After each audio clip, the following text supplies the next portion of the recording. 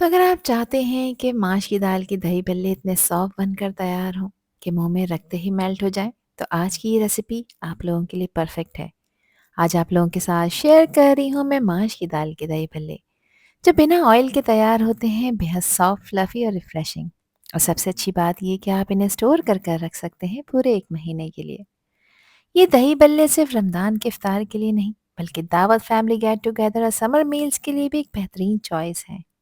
Soft दही भल्ले के ऊपर ठंडा ठंडा दही, इमली की खट्टी मीठी चटनी और चाट मसाले का परफेक्ट बैलेंस इस डिश को और भी ज़्यादा लजीज बना देता है।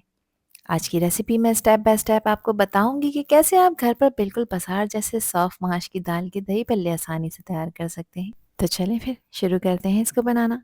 तो बेहद सॉफ्ट फ्लफी ये माश की दाल के दही भल्ले बनाने के लिए यहाँ पर मैंने ली है 250 ग्राम माश की दाल। अच्छा, दाल को भिगो कर रखना बेहद ज़रूरी है।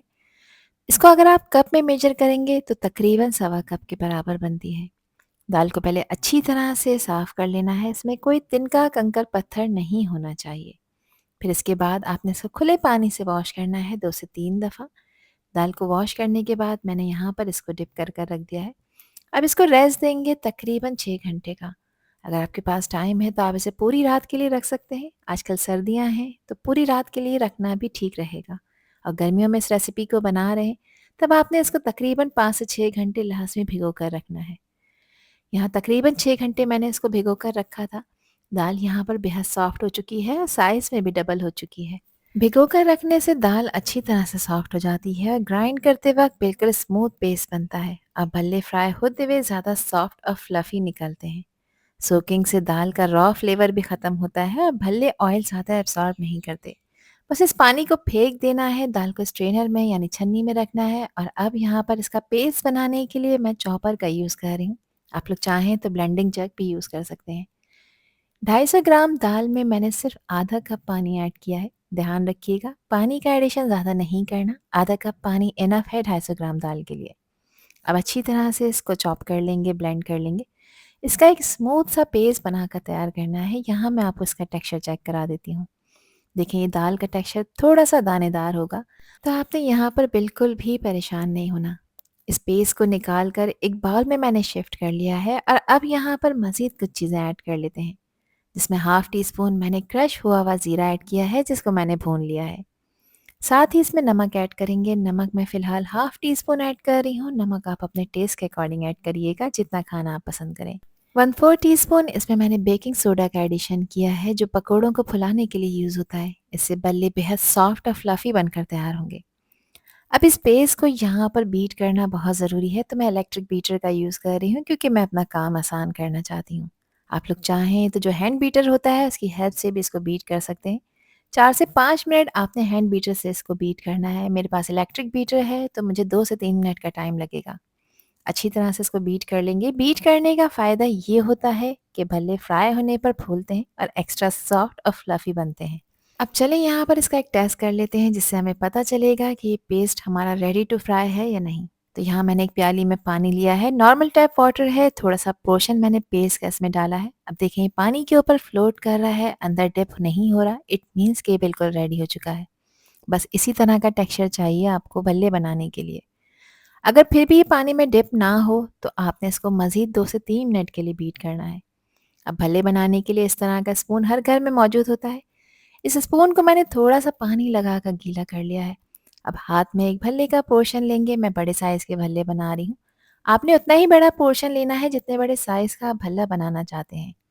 मैं यहाँ पर स्ट्रीट स्टाइल भल्ले तैयार कर रही हूँ, तो मैंने इसका साइज़ थोड़ा बड़ा रखा है।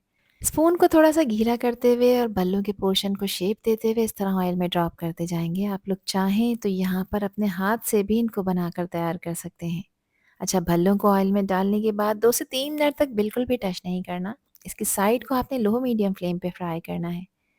एक साइड को 3 मिनट के लिए मैंने फ्राई करा है और अब मैं इसकी साइड चेंज कर रही हूँ। देखिए कितना अच्छा खूबसूरत सा गोल्डन कलर आ गया है। लो फ्लेम पे अगर आप इन्हें फ्राई करेंगे तो ये भल्ले अंदर तक पकेंगे, कच्चा रहने का चांस तो बिल्कुल भी नहीं है। दूसरी साइड को भी 3 से 4 मिनट के लिए फ्राई कर लेंगे। इनका जो टोटल फ्राइंग टाइम है वो 7 से 8 मिनट है, मगर गैस का फ्लेम लो मीडियम की तरफ रखते हुए आपने इनको फ्राई करना है, ताकि ऊपर से अच्छी तरह से गोल्डन क्रिस्पी हो जाए और अंदर से हों बेहद सॉफ्ट, फ्लफ़ी और कच्चे ना हों। यहाँ पर ये फ्राई हो चुके हैं। टोटल 8 मिनट मैंने इनको फ्राई करा है और अब मैं इनको निकाल रही हूँ। निकाल कर आपने इनको किसी स्ट्रेनर में रखना है ताकि इसका एक्सेस ऑयल इसमें से रिमूव हो सके। यहाँ पे आप इसका कलर चेक करें और इसकी लुक चेक करें। तो 250 ग्राम दाल में देखिए मैंने बड़े साइज़ के कितने सारे भल्ले बनाकर तैयार करे हैं। अब यहाँ पर एक भल्ला मैं आपको चेक करा देती हूँ कि देखिए कितना सॉफ्ट, एयरी और स्पंजी टेक्सचर के साथ तैयार हुआ है। अंदर से बिल्कुल सॉफ्ट है, कॉटन जैसा और फ्लफ़ी है, ना ही इसका हार्ड सेंटर है और ना ही इसने ज़्यादा ऑयल एब्ज़ॉर्ब किया है। यही टेस्ट होता है परफेक्ट दही भल्ले का। अब इसके साथ बनाते हैं एक ज़बरदस्त सा चाट मसाला, जिसके लिए लिया है मैंने यहाँ पर 1 टेबल स्पून ज़ीरे का पाउडर, 1 टेबल स्पून मैंने यहाँ पर धनिये का पाउडर ऐड किया है और दोनों चीज़ों को भून कर इसमें ऐड करना है। साथ ही 1 टेबल स्पून इसमें कुटी लाल मिर्च शामिल करेंगे। 1 टेबल स्पून इसमें मैंने चाट मसाला ऐड किया है, किसी भी अच्छी ब्रांड का ले सकते हैं। हाफ़ टी स्पून फ्लेवर को एनहांस करने के लिए मैंने काला नमक यूज़ किया है। अच्छी तरह से सभी चीज़ों को मिक्स कर लेंगे ताकि सारे स्पाइसेस आपस में वेल कंबाइन हो जाएँ। और देखिए ज़बरदस्त सा मसाला तैयार हो चुका है, जो कि हमारे दही भल्ले के फ्लेवर को डबल कर देगा। इस मसाले को आप ज़्यादा क्वांटिटी में बनाकर किसी भी एयरटाइट कंटेनर में स्टोर कर कर रख सकते हैं। रमज़ानों में ये दही भल्ले का मसाला आप लोगों के लिए बहुत ही यूज़फुल होने वाला है। अब इसके साथ सर्व करने वाली एक हरी चटनी की रेसिपी आपके साथ शेयर कर रही हूँ, जो कि बहुत ही सिंपल है। जिसके लिए लिया है मैंने 1 कप फ्रेश हरा धनिया, आधा कप मैंने इसमें फ्रेश पुदीने के पत्तों का भी इस्तेमाल किया है। दोनों चीज़ों को अच्छी तरह से वॉश कर कर आपने इसमें ऐड करना है। साथ ही इसमें 3 अदद हरी मिर्चें ऐड कर रही हूँ, जिसकी क्वांटिटी आप अपने टेस्ट के हिसाब से कम ज़्यादा कर सकते हैं।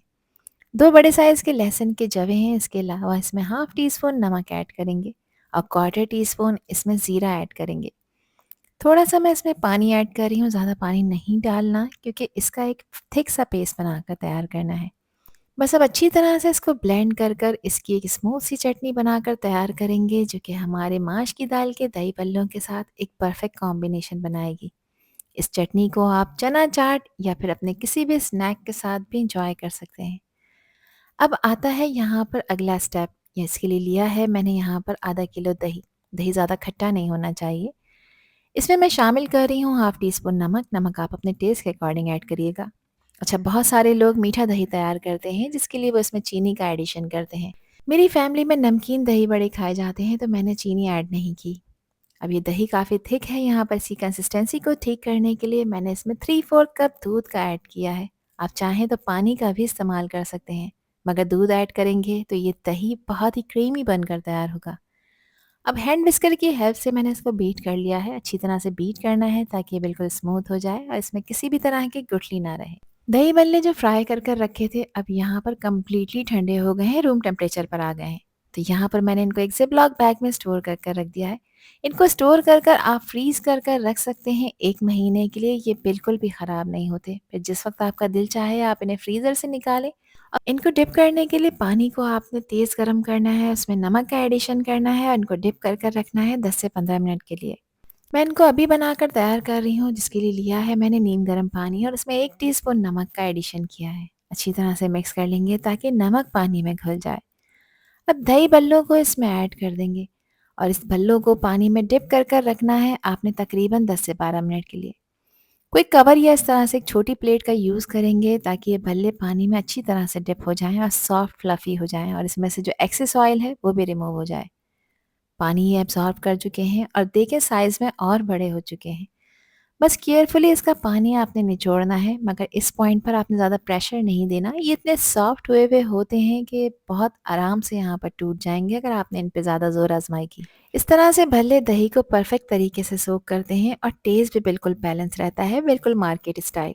सारे बल्लों को इसी तरह हल्के हाथ से आपने निचोड़ कर अलहदा से एक प्लेट में रखते जाना है और अब आती है इसकी असेंबलिंग की बारी, जिसके लिए लिया है मैंने एक सर्विंग बाउल और इस बाउल की बेस में सबसे पहले एक लेयर दही की लगाएंगे और इसके ऊपर भल्लों को अरेंज करते जाएंगे। भल्लों के ऊपर ठंडा और स्मूथ क्रीमी दही अच्छी तरह से स्प्रेड कर रही हूँ ताकि हर भल्ला दही से प्रॉपर कोट हो जाए, ताकि हर बाइट में आपको इनका फ्लेवर भरपूर मिले। अब इन दही भल्लों के ऊपर ताज़ी और हरी खुशबूदार चटनी मैं स्लोली ऐड कर रही हूँ। ये हरी चटनी धनिया, पुदीने और हरी मिर्चों से बनी हुई होती है, जो कि दही भल्लों को फ्रेश और हल्का सा स्पाइसी और ज़बरदस्त चाट वाला टेस्ट देती है। अब इसके ऊपर डालेंगे इमली की खट्टी मीठी चटनी। इस खट्टी मीठी इमली की चटनी की रेसिपी आपको मेरी शर्ले आलू वाली वीडियो में मिल जाएगी। अब यहाँ पर इस पे मैं स्प्रिंकल कर रही हूँ चाट मसाला जो बना कर रखा था, और अब ये बिल्कुल रेडी हो चुके हैं। माश की दाल से बने ये सॉफ्ट, फ्लफ़ी और मेल्ट इन माउथ वाले दही बल्ले बहुत ही ज़बरदस्त बनकर तैयार हुए हैं। ठंडा-ठंडा दही, फ्रेश हरी चटनी या परफेक्ट मसालों का बैलेंस हर बाइट लाजवाब बना देगा आपका। आई होप कि ये रेसिपी और वीडियो आप लोगों को पसंद आई होगी। पसंद आई हो तो कमेंट सेक्शन में अपना प्यारा सा फीडबैक मुझे लाज़मी शेयर करिएगा। अल्लाह हाफ़िज़, अल्लाह निगहबान।